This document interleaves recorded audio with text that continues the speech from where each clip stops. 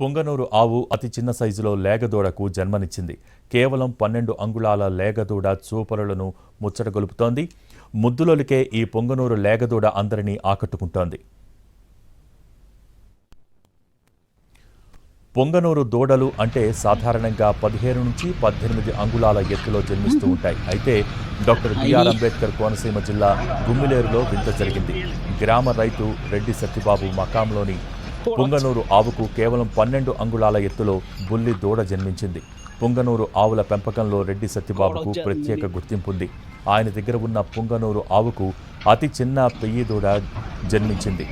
లేడి పిల్లలా కనిపిస్తున్న ఈ పొంగనూరు ఆవు దూడను రైతులు ఆసక్తిగా తిలకిస్తున్నారు.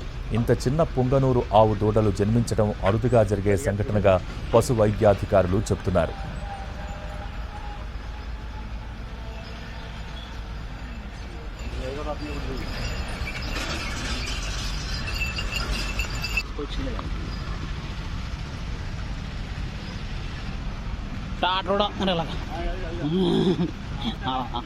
అలా బాగుంది.